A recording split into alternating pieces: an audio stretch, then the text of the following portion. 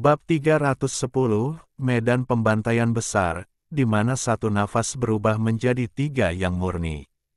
Patriark Tongtian melangkah maju, dan pedang pembantai abadi melesatkan aliran energi pedang yang kacau, yang langsung menuju kepala Dewi Teratai Hijau.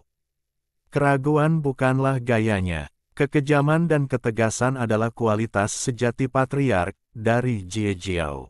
Alas teratai 12 tingkat itu bersinar, dan cahaya suci mengalir seperti kalsedon yang mengalir, menyerap semua energi pedang yang kacau. Alas teratai 12 tingkat itu bergetar hebat, dan ruang di sekitarnya terus hancur, tetapi akhirnya melelehkan energi pedang, sehingga terlarut itu. Pukulan mengejutkan dari pedang pembunuh abadi.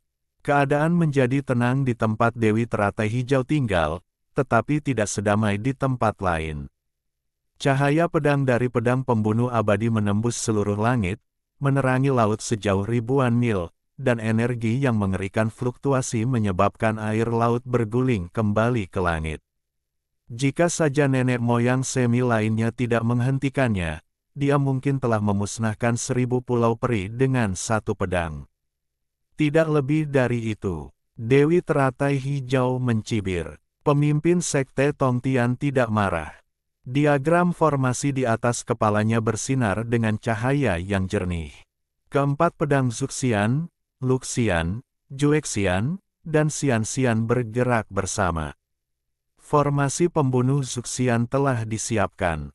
Cahaya kacau yang tak berujung bermekaran, dan kabut menutupi langit. Peri Teratai Hijau datang. Formasi pedang Zuxian dikenal sebagai salah satu formasi 5 pembunuh terkuat di tingkat semi leluhur alam Changsheng. Kekuatannya benar-benar tak terbayangkan. Meskipun Dewi Teratai Hijau penuh percaya diri, wajahnya langsung berubah warna saat dia melangkah ke dalam formasi. Energi kacau yang kabur menyelimuti sekelilingnya, bahkan mata surga tidak dapat melihatnya. Aura pembunuh yang tak berujung memenuhi langit, dan hawa dingin menggigit. King Lian, tinggalkan kepalamu. Patriark Tongtian berjalan keluar dari gerbang pedang. Pedang Zuxian yang tergantung di gerbang pedang menebas cahaya terang, dan langit runtuh dan bumi retak dengan suara gemuruh. Dewi Teratai Hijau sangat terkejut. Kekuatan seperti itu tampaknya sebanding dengan pedang. Dia buru-buru menghunus pedang untuk menghadapi pedang Zuxian. Energi pedang yang kacau itu menyerbu ke segala arah dan memusnahkan ruang.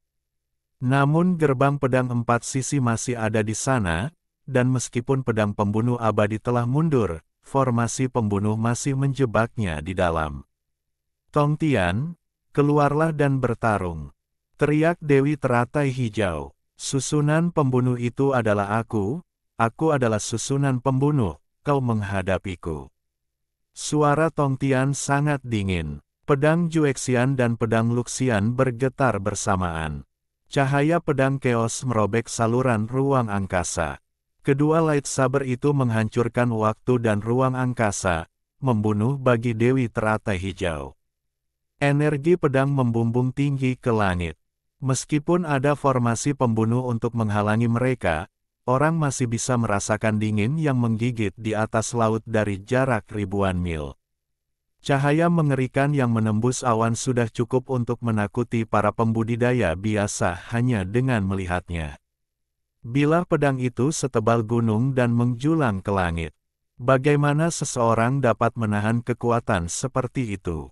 Dalam formasi pembunuhan yang tiada taraf, Patriark Tongtian dengan tenang meluncurkan formasi pedang. Ketajaman pedang Juexian dan pedang Luxian yang tak tertandingi sama cemerlangnya dengan terik matahari, dan formasi pedang itu sangat mempesona. Peri Teratai Hijau menggoyangkan pedangnya terus-menerus untuk menangkal tembakan energi pedang dari dua gerbang pedang, dan suara dentang yang dihasilkan tidak ada habisnya. Ini sangat mengejutkannya. Keempat pedang Master Tongtian tidak akan pernah bisa dibandingkan dengan pedang perang, tetapi dengan penambahan diagram For. Masih, kekuatannya meningkat secara eksponensial. Jika digabungkan dengan keempat pedang perangnya, seberapa mengerikan jadinya. Pemandangan, bunuh. Pemimpin sekte Jie Jiao, yang dikenal karena keganasannya, melihat bahwa dia telah gagal melukai Dewi Teratai Hijau selama 3 kali berturut-turut. Kali ini, keempat gerbang formasi pedang bergerak pada saat yang sama, dan keempat pedang Xian-Xian, Suxian, Juexian dan Luxian bergetar pada saat yang sama. Dalam sekejap, energi pedang yang kacau dan kabur menyelimuti seluruh formasi pembunuh. Ribuan bayangan pedang menyerbu ke segala arah, dan ruang itu musnah, hanya menyisakan 4 gerbang pedang di lubang hitam. Energi mengerikan itu menghancurkan segalanya. Laut di sekitarnya lenyap dan ditelan oleh lubang hitam. Lao Zi, Yuan Shi, Buddha dan yang lainnya bertindak tergesa-gesa untuk memotong ruang itu. Jika tidak, kekuatan penghancur akan memusnahkan area tersebut. Dewi Teratai Hijau dalam keadaan menyedihkan, rambutnya acak-acakan, dan pakaiannya robek di beberapa tempat oleh energi pedang, memperlihatkan bercak-bercak kulit seputih salju.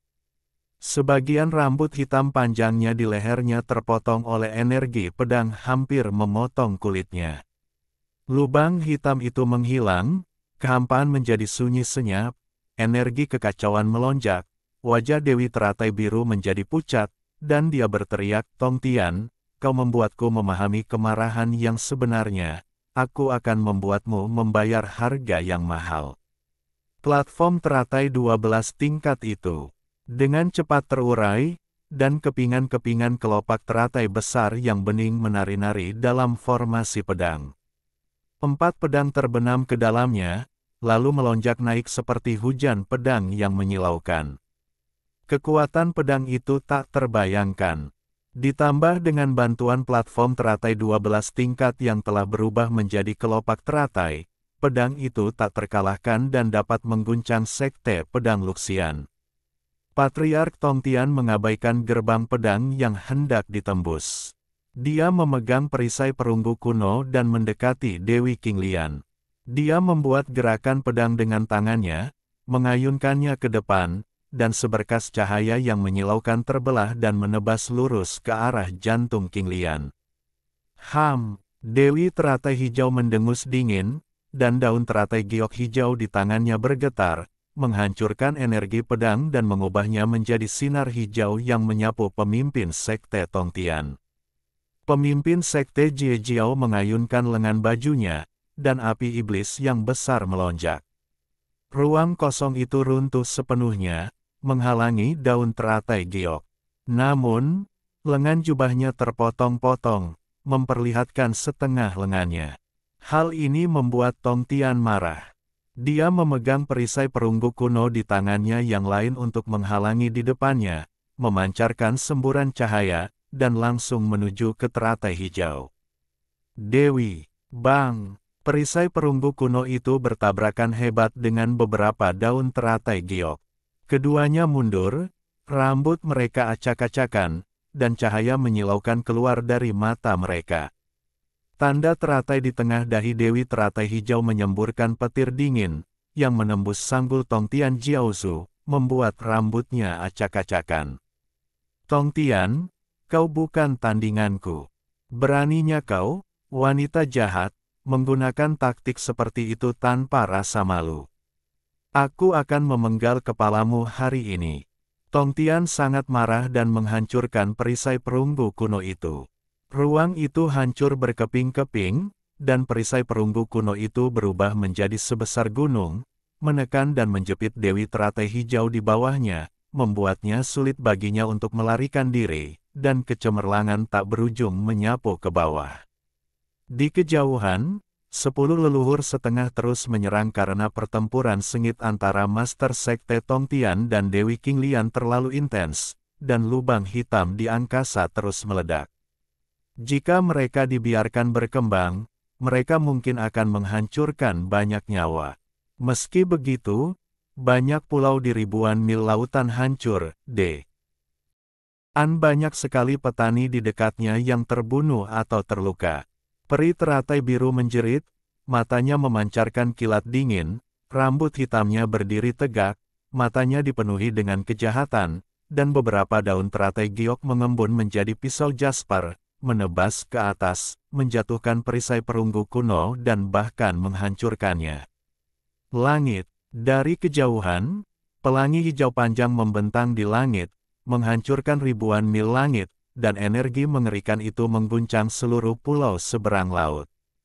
Pada saat yang sama, platform teratai 12 tingkat dan 4 pedang menghancurkan gerbang pedang dan menghancurkan sudut formasi pembunuhan. Dewi teratai hijau bergegas maju dengan rambutnya berkibar.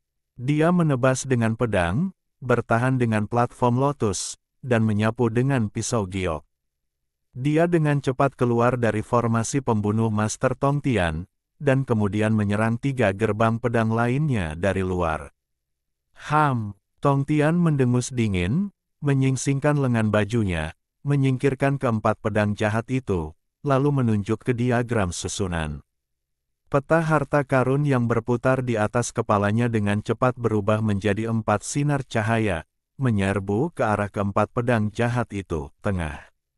Medan perang pembantaian yang hebat, teriak Patriark Tongtian. Pada saat ini, tidak hanya Dewi Teratai Hijau yang tergerak, bahkan 10 leluhur setengah yang menyaksikan pertempuran itu pun sangat terkejut. Hembusan napas kehancuran purba menyeruak keluar, dan dalam sekejap, gunung-gunung purba berdiri tegak di angkasa, gunung-gunung pedang menjulang tinggi ke awan, dan aura pembunuh yang kacau balau bergulung-gulung di bumi berwarna darah yang mengerikan.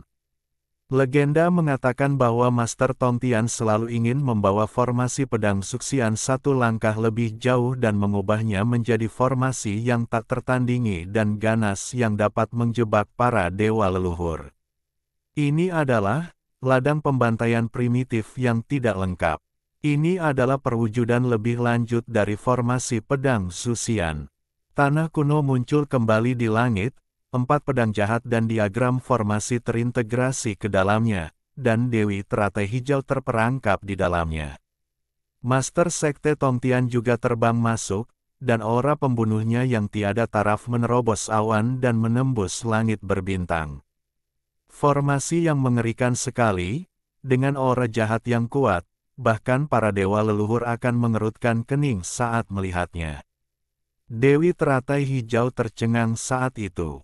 Formasi pembunuh yang mengerikan itu benar-benar seperti langit berbintang abadi. Fluktuasi energi yang dipancarkannya begitu besar sehingga seolah-olah dapat menghancurkan semua yang ada di dalamnya. Dia menyerbu ke sana, tetapi seluruh dunia menjadi medan pembantaian. Tanah primitif memancarkan atmosfer yang sunyi, dan gunung-gunung besar meledak menjadi energi pedang yang kacau. Tempat ini seperti tempat peleburan surga dan bumi, dan tidak seorang pun, dewa, atau iblis yang memasukinya akan selamat. Harus dikatakan bahwa Master Tongtian adalah seorang jenius. Dia telah berusaha keras untuk menantang dewa leluhur. Meskipun ini masih merupakan sisa formasi, petunjuknya sudah dapat dilihat. Ini memang formasi yang tak tertandingi. Sinar pedang setebal gunung menyapu, dan Dewi Teratai Hijau tidak dapat menghindar dan langsung terhempas. Meskipun dia dilindungi oleh panggung teratai 12 tingkat, dia tidak terluka, tetapi dia juga dalam kondisi yang menyedihkan. Di sisi yang berlawanan, ada 49 puncak gunung yang berdiri tegak, dan langit dipenuhi dengan energi pedang, merobeknya dan menyapunya lagi. Rambutnya acak-acakan dan wajahnya pucat. Dewi Teratai Hijau menderita beberapa pukulan berat. Namun, dia terkejut saat mendapati bahwa dia dikelilingi oleh gunung-gunung primitif dan energi pedang kacau yang menjulang ke langit, membuatnya tidak punya tempat untuk bersembunyi. Akhirnya dia pergi ke arah lain dan mendarat di bumi yang luas. Namun, dia segera menyadari betapa salahnya dia. Tanah merah darah yang luas itu dipenuhi dengan energi pedang yang kacau, yang, dengan sentuhan sekecil apapun, akan langsung menembus langit berbintang. Itu hanyalah formasi penghancur dunia. Dewi Teratai Hijau akhirnya terluka, memuntahkan darah, dan tersapu ke langit oleh energi pedang. Namun pada saat ini, dia menyadari bahwa medan pembantaian prasejarah yang belum selesai ini memiliki cacat fatal. Dia menggenggam 4 kerangka pembuluh darah naga di antara dunia prasejarah, yang pasti merupakan lokasi di mana 4 pedang jahat dan diagram formasi digabungkan. Medan pembantaian prasejarah masih dalam tahap pengembangan. Jika Anda merasakannya dengan saksama, Anda dapat mengungkap kelemahan fatalnya. Tongtian, medan pembantaian prasejarahmu sudah tamat. Peri teratai hijau mengeluarkan raungan panjang, rambut hitamnya berkibar, dan menukik ke bawah, menggunakan platform teratai untuk menahan cahaya pedang kacau setebal gunung, dan kemudian merobohkan keempat pedang itu. 4 sambaran petir menyambar langit kuno dan jatuh ke 4 pembuluh darah naga di bawahnya. Dengan suara bang yang keras, 4 pegunungan runtuh pada saat yang sama, dan kemudian dunia kuno ini mulai runtuh. Master Tongtian memuntahkan 3 suap darah dan terbang mundur. 4 pedang jahat tergantung di semua sisinya, dan diagram formasi muncul dan terpasang di langit. Tongtian, berikan aku hidupmu. Medan pembantaian prasejarah itu runtuh total. 2 sinar cahaya yang mengerikan keluar dari mata Dewi Teratai Hijau. Dia bergegas menuju Tongtian. Keempat pedang itu menghalangi keempat arah. Pisau giok di tangannya memotong ke depan. Platform teratai 12 tingkat itu terurai menjadi kelopak teratai yang mempesona dan terpotong. Tidak ada pertahanan, serang dengan sekuat tenaga. Harus dikatakan bahwa Dewi Teratai Hijau memiliki kekuatan tempur yang tak tertandingi. Meskipun dia seorang wanita, kekuatannya berada di luar imajinasi. Dia layak menjadi wanita yang paling sulit untuk diganggu di dunia kultivasi. Dia menantang Master Tongtian dengan keras, dan mereka berdua terus menghancurkan langit dan bumi. Setelah ribuan pertempuran, dia melangkah maju, dan Master Tongtian mundur 2 langkah.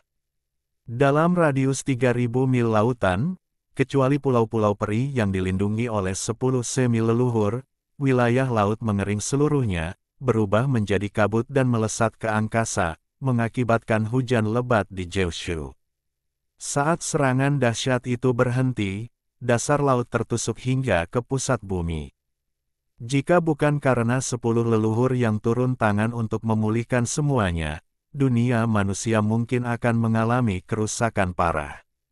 Patriark Tongtian mendengus dingin dan berjalan pergi. Meskipun pertempuran itu tidak benar-benar menentukan hasil hidup dan mati, dia merasa malu setelah mundur 2 langkah.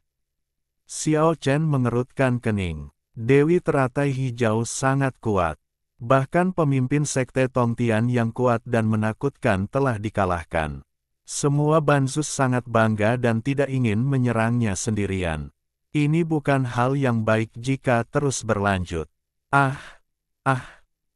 Mata besar Keke yang penuh semangat terus berkedip, menatap keempat pedang Dewi Teratai Hijau, dan membisikkan sesuatu di telinga Xiao Chen. Zunti tertawa terbahak-bahak. Dia selalu berselisih dengan Tongtian. 4 tahun lalu, ketika mereka memperebutkan harta leluhur di Istana Surgawi Yachao, Tongtian telah mengalahkan mereka. Sekarang, dia telah mendapatkan kembali kendali atas pedang 7 warna yang hilang dan hendak menegakkan otoritasnya, jadi dia melangkah maju. Zunti memegang pohon ajaib 7 harta karun di tangan kirinya dan pedang jahat 7 warna di tangan kanannya. Ia melangkah ke arena dan menghadapi Dewi Teratai Biru. Aku tidak ingin bertarung denganmu. Kau punya pedang dan aku punya pedang ilahi 7 warna. Bagaimana kalau kita bertarung dengan pedang 4 kali untuk melih? Siapa yang lebih kuat? Petik 2. Itulah yang aku inginkan. Dewi Teratai Hijau tidak ingin terlibat dalam pertempuran sengit, jadi dia menyiapkan 4 pedang di depannya dan berteriak, "Bunuh!" Pedang-pedang itu mencabik langit dan bumi, dan aura mereka mengalir deras ke langit berbintang, seperti lautan yang bergulung kembali ke 9 surga, seperti miliaran bintang yang membentuk sungai dan jatuh ke bumi. Keempat pedang itu saling menebas, berubah menjadi lapisan tirai cahaya, yang terus-menerus bertabrakan dengan pedang Dewa Tujuh Warna. Puluhan pulau dalam radius 3.000 mil yang tidak dilindungi oleh leluhur setengah itu langsung terguncang menjadi bubuk dan berubah menjadi abu. Kedua pria kuat itu sama-sama mencoba yang terbaik, dan kekuatan bertarung mereka tidak terbayangkan. Pendeta Tao Zunti akhirnya mundur 3 langkah. Dia merasa sangat malu dan terbang pergi tanpa mengucapkan sepatah kata pun. Hehe, Dewi Teratai Hijau mencibir. Meskipun ia memiliki catatan yang lebih gemilang di dunia kultivasi, ia tetap dipenuhi rasa bangga setelah mengalahkan 3 leluhur berturut-turut. Patriark Xuanwu dari Tanah Suci dan Ciyu keduanya melangkah maju, siap untuk bertindak, tetapi pada saat ini Laozi muncul entah dari mana di depan mereka dan menghalangi jalan mereka. Kemudian bayangannya berangsur-angsur memudar dan muncul di hadapan Dewi Teratai Hijau. Apakah kamu Li Dan? Laozi tampak tenang dan kalem, seperti patung batu kuno yang berdiri di sana, dan mengangguk dalam diam. Dewi Teratai Hijau mencibir dan berkata, "Jika kau kalah, aku ingin tahu siapa yang bisa menghentikanku." Laozi tidak mengatakan apapun. Dia mengarahkan tangannya dan cahaya terang bersinar ke arah wajah Dewi Teratai Hijau. Dang! Dewi Teratai Hijau mengayunkan pedangnya, dan mengeluarkan suara yang memekakkan telinga. Dia terkejut. Laozi tidak menggunakan senjata sihir apapun saat ini, tetapi kekuatan sihirnya sangat kuat. Dia mendengus dingin, dan keempat pedang serta platform Lotus 12 tingkat bergerak bersamaan. Pisau giok yang berubah dari daun lotus giok hijau bahkan terlempar keluar untuk menantangku. Li Dan hanya menggunakan diagram Tai Chi untuk memblokir banyak senjata ajaib. Dia mampu menyerang dan bertahan, dan dia tidak dirugikan. Lebih dari itu, ia mengeluarkan kekuatan dunia, seolah-olah ia menyatu sempurna dengan langit dan bumi. Segala yang ia lakukan mewakili hukum dan tatanan langit dan bumi. King Lian Tianfei terkejut dengan tingkat kultivasi Tai Sang Laozi. Dia teringat rumor bahwa Li Dan adalah salah satu orang terkuat di bawah dewa leluhur di dunia keabadian. Dewi Teratai Hijau mengeluarkan raungan panjang dan memutuskan untuk menggunakan kekuatan tempur terkuatnya. Pada saat ini, panggung teratai hancur dan berubah menjadi baju besi putih giok, yang menutupi tubuhnya yang sempurna. Dia memegang pisau giok di tangannya dan memerintahkan 4 pedang untuk mengepung dan membunuh Laozi lagi. Melihat hal itu, Laozi mendorong kembali mahkota emas ungu itu dan muncullah 3 orang Tao tua. Seorang pendeta Tao memiliki energi ungu yang menjulang setinggi 3.000 mil ke langit. Pendeta Tao lainnya memiliki energi hitam dan kuning yang mewakili dunia kuno, dan pendeta Tao ketiga memiliki aura kacau yang mengguncang langit. Laozi berubah menjadi 3 dewa murni dalam satu tarikan napas dan segera menaklukkan Dewi Teratai Hijau. Bab 311, Kalahkan Dewi Teratai Biru. Pendeta Tao dengan udara ungu yang menjulang ke langit sejauh 3.000 mil mengenakan mahkota 9 awan, jubah sutra merah tua berwarna putih burung bangau, dan memegang pedang panjang di tangannya. Dia berteriak, "Saya adalah pendeta Tao Sangqing."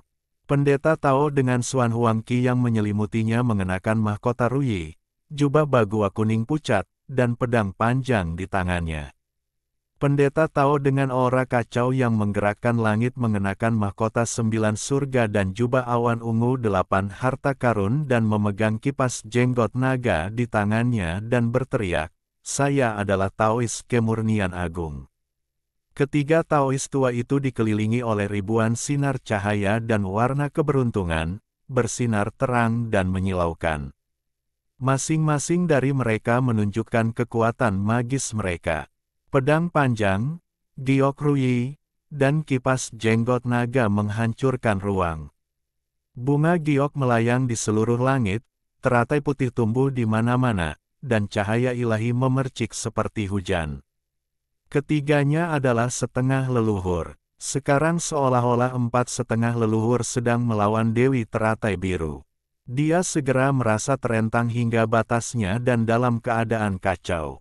Jepit rambut Phoenix di kepalanya terpotong menjadi 2, dan rambut hitamnya yang panjang berhamburan seperti air terjun. Dan turun. Li dan kau. Dewi Teratai Hijau berteriak dengan marah, dan keempat pedang jatuh seperti bima sakti, menimbulkan angin kencang di angkasa dan menghalangi keempat Taois tua di luar. Lao Su terdiam seperti pohon yang mati, tanpa mengucapkan sepatah kata pun dari awal hingga akhir. Ia mengendalikan diagram Tai Chi untuk menyapu terus-menerus, dan diagram itu bertabrakan dengan pisau giok beberapa kali, menghasilkan ledakan suara gemuruh. Bang! Diagram Tai Chi menghantam Dewi Teratai Hijau dengan keras di punggungnya, menyebabkan dia memuntahkan darah dan terlempar mundur ratusan kaki jauhnya. 3 Taois Sang Qing, Yu Qing dan Tai Qing mengikuti dari dekat dan mengejarnya. Ini adalah pertama kalinya Dewi Teratai Hijau menderita kerugian serius sejak dimulainya perang. Dia tidak melukai musuhnya sama sekali, tetapi dia sendiri terluka parah. Para leluhur setengah yang menyaksikan pertempuran itu diam-diam mendesah melihat metode Laozi, layak menjadi salah satu leluhur setengah terkuat di bawah dewa leluhur. Dewi Teratai Hijau murka, alisnya terangkat, dan pisau giok di tangannya menyapu ke 4 arah. Keempat pedang itu disusun menjadi formasi 4 simbol, mencoba menjebak Laozi. Wilayah laut seluas 3.000 li itu sedang dilanda kekacauan. Pedang perang itu keluar dari pengepungan, memotong esensi langit dan bumi ke segala arah, menjebak Laozi dan 3 Taois di tengahnya. Energi pedang itu saling bersilangan dalam ribuan cara, dan ketajamannya benar-benar memusnahkan semua yang ada dalam formasi itu. Namun, ketika serangan ganas itu berhenti, King Lian Tianu terkejut menemukan bahwa diagram Tai Chi masih bersinar dan tidak dapat dihancurkan, terpaku di udara. Sosok-sosok melintas, dan Laozi dan 3 Taois muncul. Formasi 4 simbol itu benar-benar hancur. Tidak dapat untuk menyakiti Li dan sama sekali. Pertarungan sengit kembali terjadi. Laozi dan 3 orang Tao mengepung Dewi Teratai Biru. Dengan suara keras, pedang seorang Tao menebas tubuh Dewi Teratai Biru, membuatnya memuntahkan darah. Karena dia mengenakan baju besi yang terbuat dari platform teratai, dia takut tubuhnya akan dipotong-potong. Jelaslah bahwa Laozi lebih terampil dan memiliki kekuatan tak terbatas. Namun, Dewi Teratai Hijau juga sangat menakutkan, dan dia setara dengan bertarung melawan 4 semi-leluhur. 1 napas berubah menjadi 3 yang murni, mari kita lihat berapa lama kau bisa bertahan. Mata Dewi Teratai Hijau dipenuhi dengan niat membunuh saat dia menatapku dengan saksama. Saat 3 yang murni menghilang akan menjadi waktu baginya untuk serangan balik yang dahsyat. Meskipun dia berkata demikian, King Lian Tianfei sangat sedih. Dalam beberapa saat berikutnya, dia dihantam oleh 5 pedang, 3 ruyi, dan 2 kipas jenggot naga, yang semuanya menghantam tubuhnya dengan keras. Sementara tubuh asli Laozi menggunakan diagram Tai Chi untuk menangkis pisau gioknya, ia mengeluarkan tongkat besi dan memukul titik lemahnya, membuat Dewi Teratai Hijau begitu marah hingga gigi peraknya hampir patah. Aku akan melawanmu sampai mati. Dia berteriak, rambut hitamnya berkibar tak beraturan, dan memutuskan untuk membentuk formasi pedang kepunahan *****. Ini adalah formasi pembunuh yang telah dia pahami dalam beberapa tahun terakhir. Biasanya tidak mudah digunakan, dan siapapun yang melihatnya akan terbunuh. Hari ini, 11 leluhur setengah mengelilinginya, dan sangat sulit untuk melarikan diri. Dia ingin menggunakan formasi ini pada saat kritis, tetapi dia tidak menyangka bahwa level saat ini sudah sulit, jadi dia menyiapkan formasi terlebih dahulu. 4 pedang berdiri di 4 arah, dan pisau giok melesat turun. Baju zirah teratai yang menyelimuti tubuhnya terlepas dan berubah menjadi kelopak bunga teratai, setajam pisau, dan terpasang di atasnya, asteris disegel, menjebak Laozi dan 3 Taois di dalamnya. Tubuh peri teratai biru menjadi halus seperti asap, dan akhirnya bergabung ke dalam arai kepunahan asteris dan menghilang. Li Dan, aku akan membunuhmu. Dewi teratai hijau berbicara dengan suara menyeramkan, dan suaranya bergema di seluruh asteris extinction array. Banyak setengah leluhur di luar lapangan terkejut. Dalam waktu singkat, saya setara dengan 4,5 leluhur sebagai satu, tetapi saya masih terjebak dalam formasi ini. Orang dapat membayangkan betapa kuat dan mengerikannya Dewi teratai hijau. Laozi dan ketiga Taois berdiri dalam formasi seperti fosil, tidak bergerak, memperhatikan perubahan. Sapu, asteris. Meskipun Dewi teratai hijau adalah seorang wanita, dia memiliki aura seorang kaisar, dan suaranya yang perkasa bergemuruh seperti guntur di atas 9 langit. Asteris, ada miliaran cahaya pedang di dalamnya. Ini benar-benar formasi yang unik. Hanya orang dengan pikiran seperti King Lian yang bisa memahami dan menyempurnakannya. Laozi dan 3 pendeta Tao memancarkan cahaya terang yang memenuhi langit untuk menghalangi serangan, tetapi mereka masih tertusuk oleh ratusan energi pedang. Di antara 3 pendeta Tao Yuking terbunuh seketika. Suatu rangkaian pembunuhan yang mengerikan. Meskipun Yuking hanya seberkas energi murni dari Laozi, dia memiliki kekuatan setengah leluhur dalam waktu yang singkat, dan sungguh mengejutkan bahwa dia terbunuh seperti ini. Hehe, Dewi teratai hijau mencibir dan terus mengaktifkan asteris extinction array. Energi pedang membubung ke langit, dan sebuah bintang kecil di langit yang jauh benar-benar tertusuk langsung oleh sinar pedang besar dan tersapu turun. Kekuatan penghancur yang mengerikan sulit dibayangkan. 10 leluhur setengah bergegas memperkuat segel, jika tidak, semua pulau peri di wilayah laut ini pasti akan berubah menjadi debu, dan jumlah korban tidak akan terhitung. Cici, miliaran cahaya pedang menghantam susunan pembunuh yang merusak, pendeta Tao Sangcing terpenggal dan berubah menjadi gumpalan udara jernih yang menghilang di antara langit dan bumi, hanya menyisakan Laozi dan pendeta Tao Taiking. Namun, semua orang juga menemukan bahwa Laozi melakukannya dengan sengaja dan meninggalkan kedua Taois itu. Tubuh aslinya telah bergegas ke sisi pedang, mencoba untuk menyingkirkan pintu di formasi kepunahan asteris. Li Dan, usahamu sia-sia. Dewi teratai hijau mencibir. Di tengah miliaran cahaya pedang, dia aman dan sehat. Dia muncul begitu saja di depan Laozi dan menebas dengan jepit rambut Phoenix di tangannya. Dang, Taois Taiking melangkah maju, menghancurkan jepit rambut Phoenix, dan pada saat yang sama mengayunkan kipas kumis naga, dengan keras menjatuhkan Dewi teratai biru. Serangan tanpa syarat seperti itu mengurangi pertahanannya sendiri ke level terendah, dan dia langsung terbunuh oleh miliaran orang. 10.000 cahaya pedang padam dan berubah menjadi udara jernih yang menghilang di antara langit dan bumi. Namun, dia memberiku cukup waktu.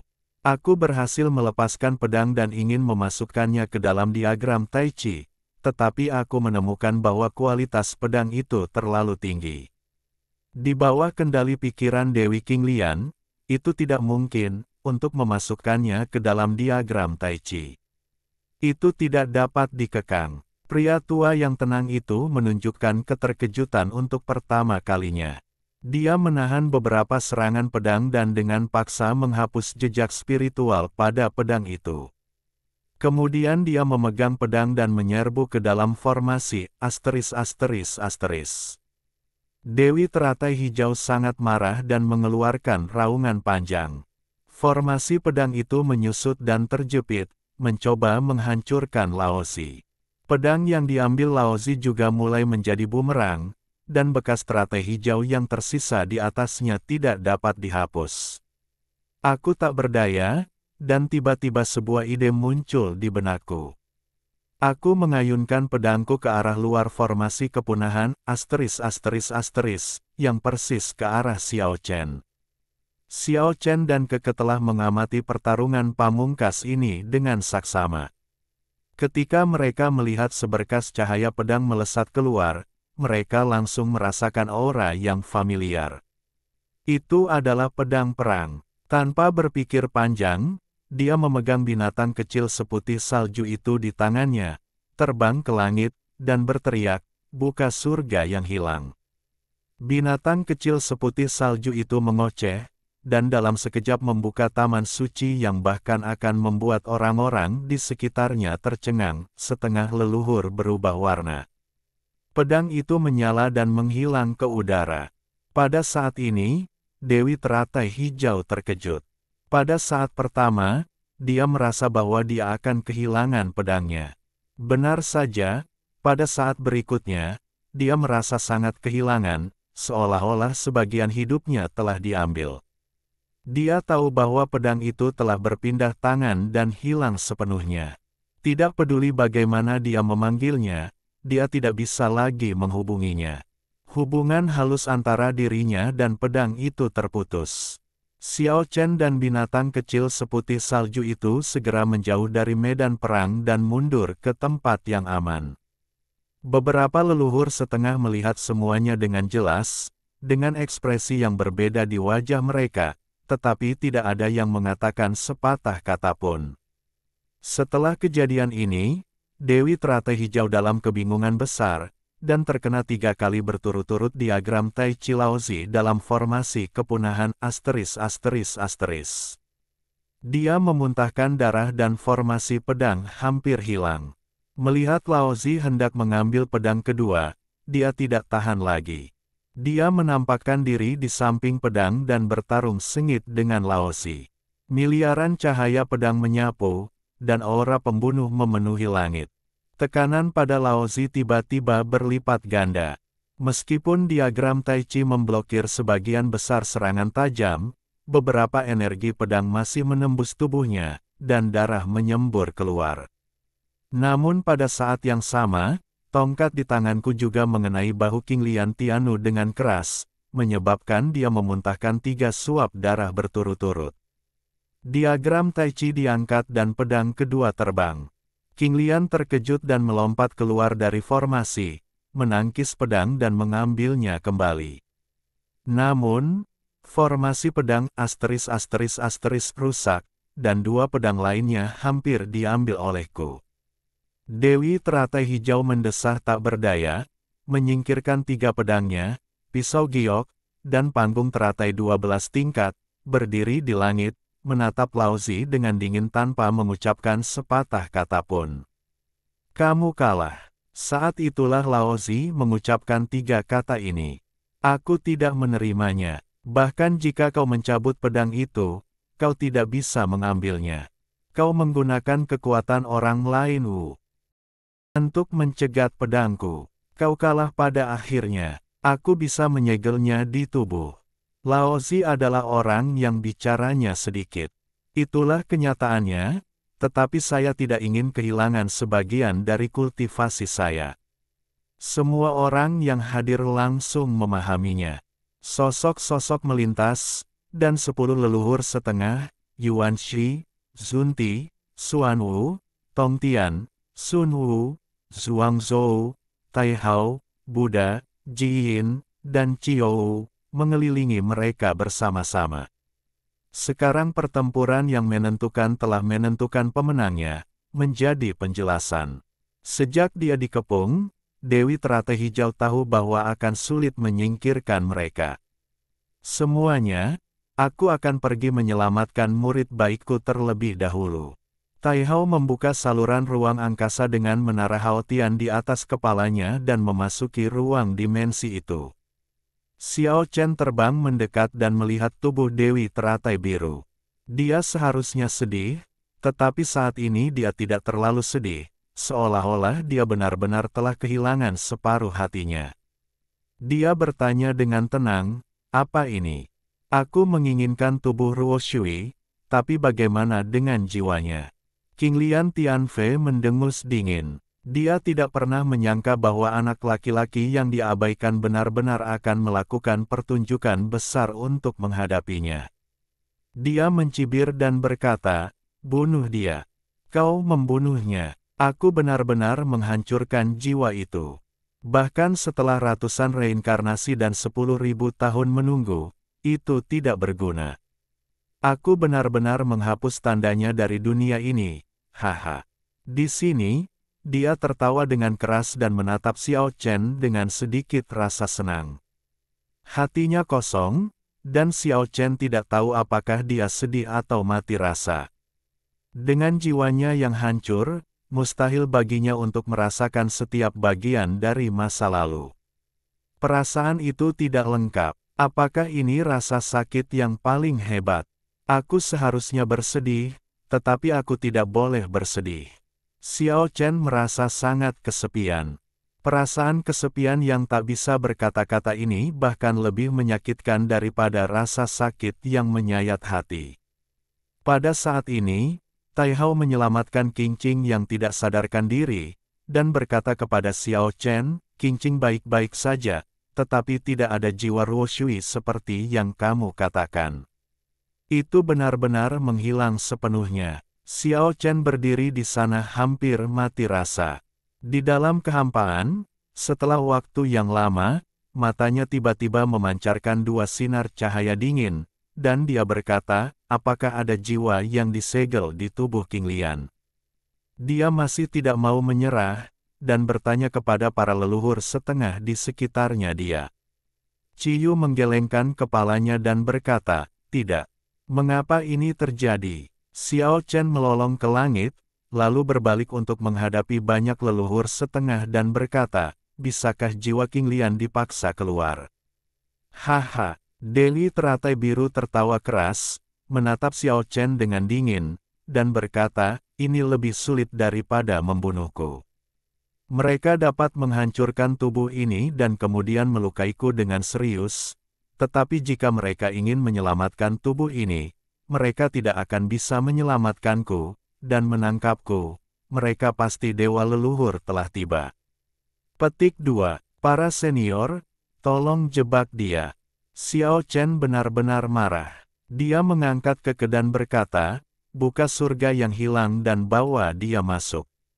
Binatang kecil itu melompat ke bahu Xiao Chen dan dengan cepat membuka mulutnya. Di luar taman ilahi, dunia yang luar biasa muncul, seperti mimpi, jauh lebih baik daripada negeri dongeng, dan sebuah pedang tertancap di udara. Mimpi buruk leluhur setengah. Peri teratai biru telah merasakan keberadaan Paradise Lost saat pedang itu hilang. Pada saat ini, dia bahkan lebih menyadarinya. Dia berteriak, "Jembatan kematian telah muncul." Dengan suara gemuruh yang memekakkan telinga, sebuah jembatan batu kuno menerobos kekosongan, menerobos ruang dimensi, dan menekan ke bawah menuju banyak semi leluhur. Dengan suara "bang" yang keras, ke-11 leluhur setengah itu terkejut dan mundur lebih dari 10 langkah. Anda dapat membayangkan betapa luar biasanya jembatan ini. Kecuali Tai Hao, semua semi leluhur yang melihat jembatan kematian Tongtian untuk pertama kalinya berubah warna, tetapi mereka semua mencoba yang terbaik untuk menutup ruang ini pada saat pertama, tidak ingin Dewi Qinglian melarikan diri. "Kumpulkan!" teriak Xiao Chen. Keke kecil tak peduli apapun dan membuka taman ilahinya ke arah jembatan batu yang menurun, mencoba menelannya. Binatang kecil seputih salju itu meronta dan terengah-engah, dan surga yang hilang hanya mencakup sebagian kecil dari jembatan kematian Tongtian. Peri teratai hijau memandang Keke kecil dan akhirnya mengubah ekspresinya. Keke sebenarnya telah memperbaiki salah satu ujung jembatan kematian Tongtian. Tidak seorang pun yang mengetahui sifat luar biasa jembatan ini lebih baik daripada dia, yang memberinya firasat buruk bahwa cara terakhir akan segera gagal. Aku ingin bertanya lagi, apakah kau benar-benar telah menghapus jejak jiwa Ruoshui? Jika kau memberi jalan kepadaku, aku dapat memberimu satu Ruoshui sebagai gantinya, kata Dewi Teratai Hijau. Xiao Chen sudah benar-benar menyerah, apa yang bisa dia gunakan untuk membayarnya kembali. Dia hanya ingin melarikan diri. Kesebelas semi leluhur maju bersama-sama, tidak memberi Dewi Teratai Hijau kesempatan untuk melarikan diri. Peri Teratai Hijau sangat terkejut dan marah. Salah satu ujung jembatan kematian Tongtian tertancap di Paradise Lost dan tidak bisa bergerak sama sekali. Dia memprovokasi, "Hehe, mungkin kamu tidak tahu asal-usul jembatan ini, tetapi kamu pasti tertarik dengan salah satu fungsinya, yaitu dapat membuka jalan menuju surga kuno." Berita itu sungguh mengejutkan. Xiao Chen tiba-tiba terkejut, takut kalau leluhur setengah ini akan menyerang Keke. Namun, saat ini, ke-11 semi leluhur itu sangat tenang dan terus bergerak maju. Bab 312, Transformasi Suasana Hati. Keke kecil berjuang memegang salah satu ujung jembatan kematian Tongtian, mencegah Dewi Teratai Hijau mengoperasikan jembatan itu. Shishidi, Tongtian, Zunti, Chiyou, dan yang lainnya mendekat bersama-sama. Dewi Qinglian akhirnya berubah warna pada saat ini. Dia tahu bahwa orang-orang ini ingin menghancurkannya. Dalam duel, dia sudah kalah, dan sekarang saatnya mencari penjelasan. Berada di alam semi leluhur, semua orang sangat tegas. Ketika saatnya menyerang, mereka akan menyerang, dan mereka bahkan tidak akan mengerutkan kening saat membunuh orang. Aku ingin menjaga tubuh Ruoshui. Ini adalah permintaan terakhir Xiao Chen. Kesadaran spiritual Ruoshui telah hancur total, dan dia tidak lagi memiliki terlalu banyak ilusi. Itu hanya tubuh. Apa gunanya menyimpannya? Master Sekte Tongtian mendengus dingin. Yuanxi juga mengangguk dan berkata, "Jika kita mempertahankan tubuh fisik, kita tidak akan bisa membunuh Qinglian." Pada titik ini, mustahil bagi para leluhur setengah untuk membiarkan Qinglian melarikan diri. Sekalipun demi jembatan kematian Tongtian, tidak mungkin semua orang akan berhenti di situ. Zunti mengarahkan pedang 7 warna itu ke Qinglian, tetapi menghadap Xiao Chen dan bertanya dengan tenang, membunuh atau tidak. Master Sekte Tongtian mengangkat 4 pedang dan mengarahkannya ke Qinglian. Pedang itu sangat dingin dan bersinar dengan cahaya dingin, menunggu dia untuk membuat keputusan. Membunuh atau tidak membunuh, ini sangat kejam bagi Xiao Chen. Dewi Teratai Hijau tidak boleh ditahan. Membiarkannya pergi akan menyebabkan masalah yang tak ada habisnya. Tapi, bagaimana dengan tubuh Ruoshui? Apakah akan hancur karena ini? Benar-benar tidak akan ada jejak yang tertinggal di dunia. Apa yang harus dilakukan? Mengayunkan pisau daging ke tubuh mantan kekasihmu. Ini adalah masalah yang sulit. Haha, Dewi Teratai Hijau tertawa. Xiao Chen tidak pernah merasa begitu sulit untuk membuat keputusan seperti sekarang. Ini adalah keputusan yang menyakitkan dan sulit. Dia menjadi sangat pendiam dan berpikir dalam waktu yang lama. Kalau airnya sudah habis, dan yang tersisa hanya cangkang dagingnya, apa gunanya disimpan di sini? Hanya dengan membunuh Qinglian kita dapat memberikan penjelasan kepada Ruoshui dan mengorbankan nyawa Qinglian untuk Ruoshui. Setelah lama terdiam, muncullah ide ini. Membiarkan tubuhnya hancur seperti ini dan membiarkannya digunakan oleh Qinglian akan menjadi suatu penghinaan dan penghujatan. Bunuh. Xiao Chen meraung dan membuat keputusan yang menyakitkan. Rambutnya berkibar. Dia memejamkan mata, matanya basah dan air mata mengalir di wajahnya. Saat dia berteriak, dia merasa lelah. Orang yang tidak berperasaan. Dia merasa patah hati dan sangat tidak nyaman setelah membuat keputusan seperti itu. Master Tongtian yang terkenal kejam, yang dikenal di seluruh 4 dunia karena perbuatan jahatnya, adalah orang pertama yang mengambil tindakan. Dia mengangkat 4 pedang ganas dan menebas ke depan pada saat yang bersamaan. Pendeta Tao Zunti mengikutinya dari dekat, dan pedang jahat 7 warna itu bersinar terang dan langsung menebas. Yuan Shi memegang tongkat kuno, merobek ruang, dan menyapu. Para leluhur setengah bertindak bersama-sama. Hatimu kejam sekali, Peri King Lian menatap Xiao Chen dan berkata begitu. Xiao Chen tiba-tiba membuka matanya dan melihat ekspresi putus asa King Lian, tetapi mengapa ekspresi itu sangat mirip dengan Ruo Shui? Dia tidak lagi memiliki sikap tegar bak Dewi. Kekecewaan, kesepian, kesedihan, kebingungan, bercampur aduk. Wajah yang sangat cantik itu begitu menyayat hati hingga hatinya tiba-tiba terasa sakit. Mengapa ini terjadi? Bunuh! Teriak Banzu serempak. Aura pembunuh itu menghancurkan langit dan bahkan menyebabkan bintang-bintang di langit berguncang. Pada saat ini, seluruh dunia manusia mulai kacau. Para leluhur setengah itu sungguh tidak menunjukkan belas kasihan dan semuanya menyerang dengan sekuat tenaga. Xiao Chen menyaksikan sosok di jembatan kematian Tongtian runtuh, kemudian pandangannya kabur, dan cairan kristal terus mengalir ke bawah. Dulu itu hanya mimpi. Demi dia berlatih keras di dunia abadi dan akhirnya kembali ke dunia manusia, tetapi jiwanya hancur. Dia menggunakan metode kejam untuk secara paksa memotong sosok itu dari hatinya. Sekarang, ketika dia mengingat masa lalu, meski tak ada lagu sedih, hatinya tetap duka yang amat dalam. Dia merasa ingin menangis, dan air mata diam-diam mengalir di pipinya. Toh itu cuma mimpi dan pada akhirnya tetap saja nggak ada apa-apanya. Kabur. Sosok itu perlahan-lahan kabur dalam pikiran Xiao Chen. Xiao Chen menyadari dengan ngeri bahwa ingatan yang kembali dalam sekejap akan menghilang dengan cepat. Mustahil untuk merasakan semua yang ada di masa lalu lagi.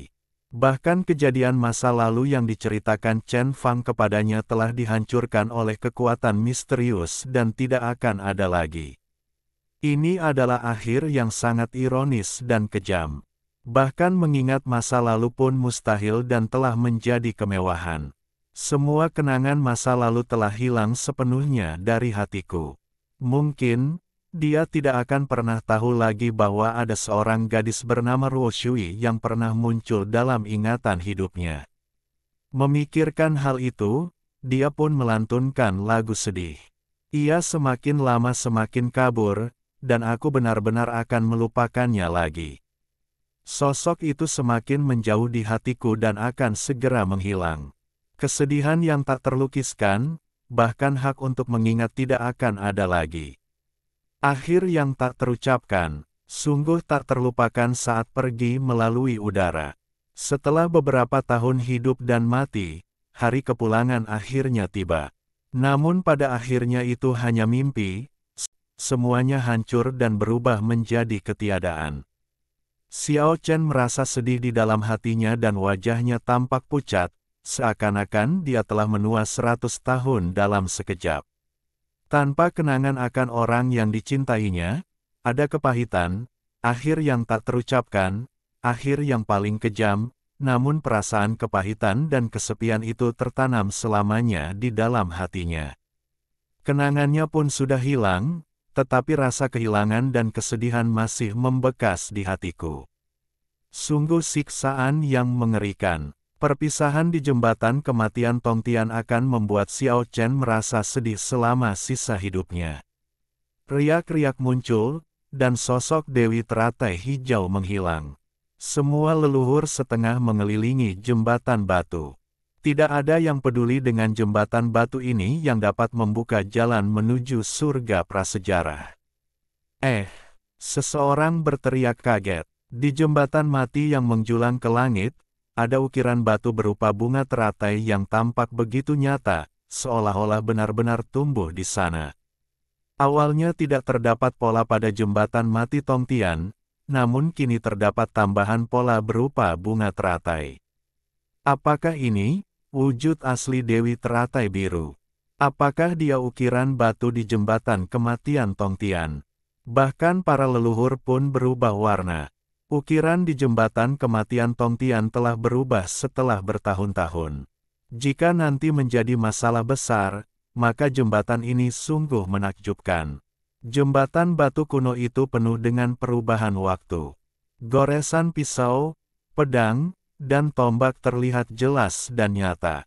Orang bisa membayangkan bahwa bertahun-tahun yang lalu, seorang pejuang hebat telah berdiri di jembatan untuk bertempur dalam pertempuran yang menentukan. Itu seharusnya tidak menjadi seseorang pada tingkat semi-leluhur. Karena senjata sakti beberapa semi-leluhur hampir tidak mungkin meninggalkan bekas yang begitu kuat di jembatan batu. 3 pedang dimasukkan ke dalam jembatan batu, tidak bergerak. Tidak ada satupun leluhur yang mencoba mencabutnya. Setelah terbang ke jembatan batu, mereka semua terdiam.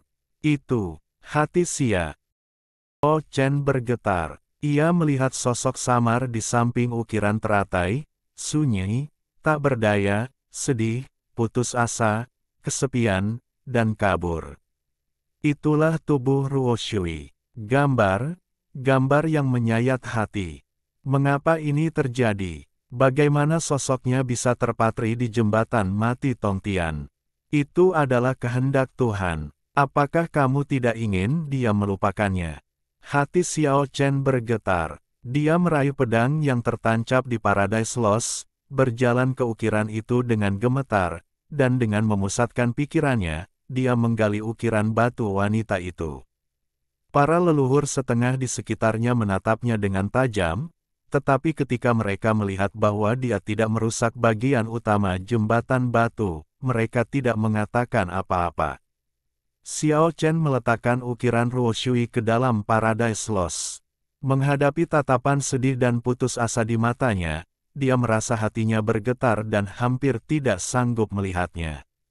Dia mendirikan sebuah prasasti batu di samping ukiran itu dan mengukir kata-kata Ruo Shui di atasnya. Bahkan jika ingatannya segera hilang, dia masih akan tahu nama wanita ini.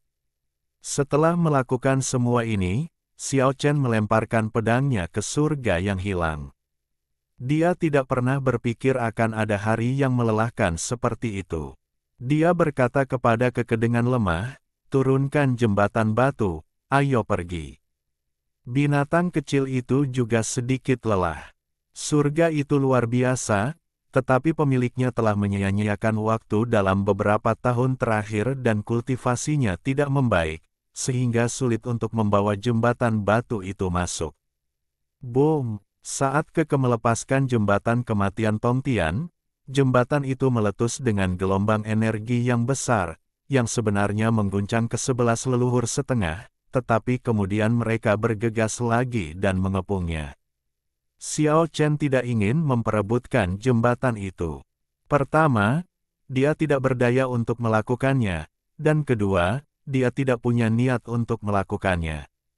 Kesedihannya tetap ada selamanya dan dia merasa seluruh dunia menjadi gelap dan dia tidak ingin tinggal di sini lebih lama lagi.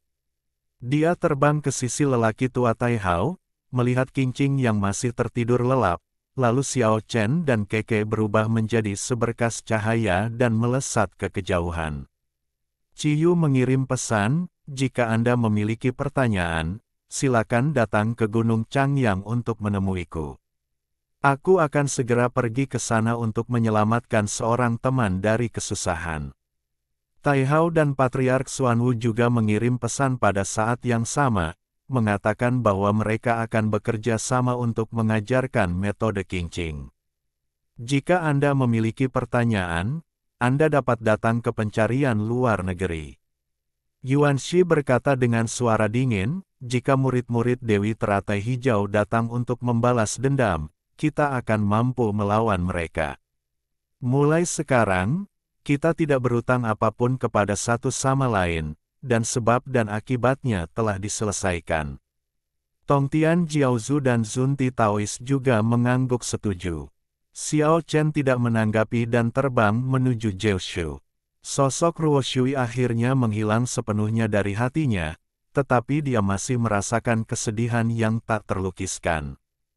Kemudian, dia hanya tahu bahwa dia telah kehilangan orang yang sangat penting, tetapi dia hampir melupakan siapa orang itu. Iya, binatang kecil itu dengan lembut meraih sejumput rambut panjang Xiao Chen dan menatapnya dengan khawatir. Pulang ke rumah. Saat ini, Xiao Chen hanya punya satu pikiran, yaitu kembali ke kampung halamannya, ke rumah yang hangat itu. San Waisan tersenyum bodoh ketika melihat Xiao Chen di pintu masuk desa. Orang tua Xiao Chen sangat gembira melihat kepulangannya. Orang tua paling khawatir dengan anak-anak mereka yang jauh dari rumah, terutama karena Xiao Chen telah hilang selama 8 tahun.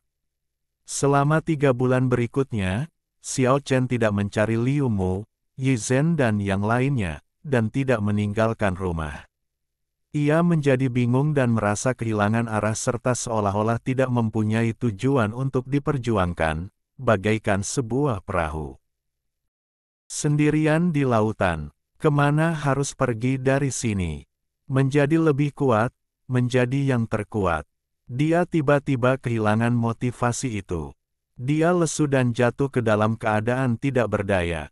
Orang tua Xiao Chen melihatnya dan merasa khawatir. Mereka merasakan kehilangan Xiao Chen. Meskipun ia memaksakan diri untuk tersenyum setiap hari, ibu dan anak itu terhubung dalam hati, dan ayah dan anak itu terhubung secara alami.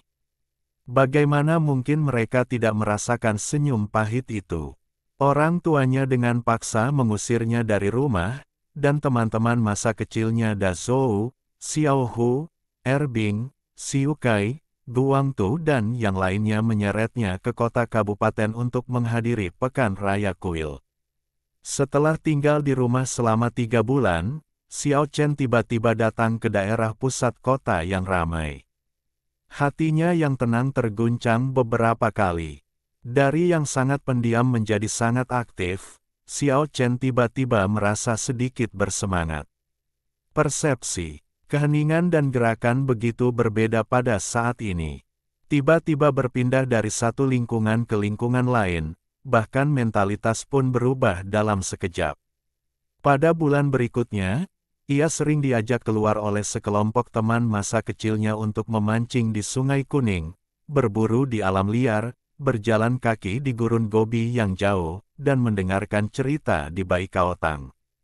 Hati Xiao Chen yang bingung berangsur-angsur menjadi tegas, dan ia pun perlahan menemukan dirinya kembali. Seorang wanita yang sangat penting dalam hidupnya telah menghilang, dan dia telah lupa seperti apa rupa wanita itu. Tetapi dia masih harus melanjutkan hidupnya. Mengapa dia harus membiarkan pikirannya tertuju pada momen kehilangan itu? Apa yang telah berlalu pada akhirnya akan berlalu. Tidak ada gunanya menyalahkan diri sendiri dan bersikap dekaden. Ia masih perlu terus melangkah maju. Mungkin kekuatan misterius itulah yang membantunya menghilangkan jejak wanita itu sehingga ia bisa melanjutkan hidupnya. Keadaan pikiran Xiao Chen perlahan berubah, dan ia merasa seolah-olah awan telah terbelah dan matahari bersinar. Baik kejam atau tegas, masih ada jalan yang harus ditempuh. Aku memutuskan untuk memulai lagi. Dengan kecepatan 8 fase, dia melakukan perjalanan ke Laut Cina Timur di pagi hari, perbatasan barat di malam hari, berjalan melalui Gobi Gurun, memasuki padang rumput, dan dalam waktu singkat hanya dalam waktu 2 bulan, keadaan pikiran saya benar-benar berubah. Setelah terbiasa mengagumi bunga musim semi dan bulan musim gugur, Anda akan memiliki perasaan yang berbeda saat melangkah ke medan perang yang penuh dengan atmosfer pembunuhan. Setelah tinggal di kota yang sibuk untuk waktu yang lama, merupakan pengalaman yang berbeda untuk bepergian melalui gurun Gobi yang terpencil. Setelah terbiasa dengan gemericik sungai, Anda akan memperoleh beberapa wawasan saat menyaksikan gemuruh laut. Meskipun ia tidak berlatih selama beberapa bulan, tingkat kultivasi Xiao Chen meningkat pesat, kondisi pikirannya membaik, dan tingkat kultivasinya juga berubah. Ia benar-benar memasuki tingkat ke-6 alam pengendali langit.